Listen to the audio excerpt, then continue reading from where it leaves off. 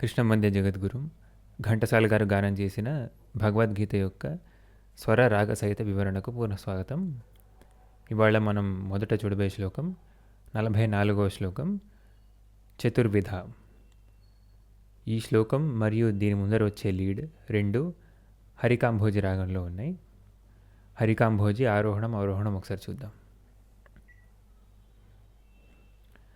సరి గ మ ప ద ని సా సా ని ద ప మ గ రి సా. ముందుగా ఫ్లూట్లో వచ్చే లీడ్.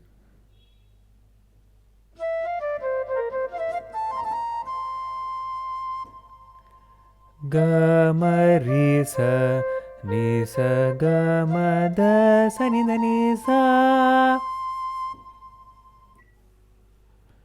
శ్లోకం. చతుర్విధా భజంతే మాం స స స స స స స స ని స ని రి స ని స ద జనా సుకృతినోర్జున ని స ద ద ద ద ని ద ని ప ప ప. ఆర్తో జిజ్ఞాసురర్థార్థీ గ పద ని ని ని ని ద ద ని ద ప పద పద మా. జ్ఞానీ చ భరతర్షభ మా ప మ గరి గరి గరి సరి గరి స స. తరువాతి శ్లోకం 45వ శ్లోకం బహూనాం. ఈ శ్లోకం 20వ మేళకర్త అయిన నటభైరవి యొక్క జన్యం హిందోళం రాగంలో ఉంది. హిందోళం ఆరోహణం అవరోహణం ఒకసారి చూద్దాం. సా గ మ ద ని సా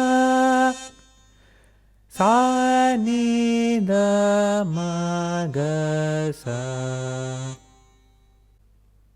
బహూనాం జన్మనామంతే మా మా మా గ గ మా మా మా. జ్ఞానవాన్ మాం ప్రపద్యతే గ మ గ స ని ద ని స స స. వాసుదేవ సర్వమితి ద ని స మ గ గ మ మ మ.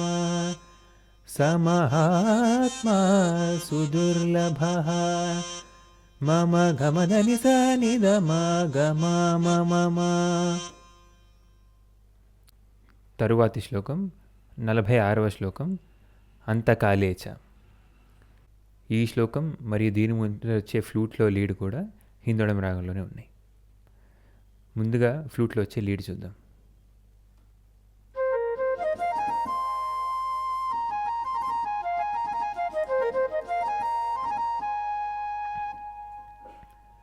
స ని స గ మ ద ని సా ని ద ని స ని ద మ ద ని ద మ గ స ని స గ మ ద ని స ని ద.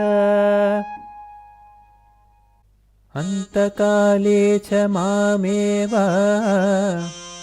ద ద ద ద ద ద ద ని ద మ ద ని ద మ.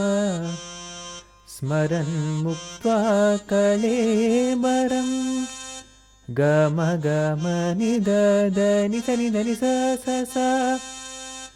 యః ప్రయాతి సమద్భావం సా ని స స ని స స గ స ని ద. యాతి నాస్త్యత్ర సంశయః ఆ ఆ.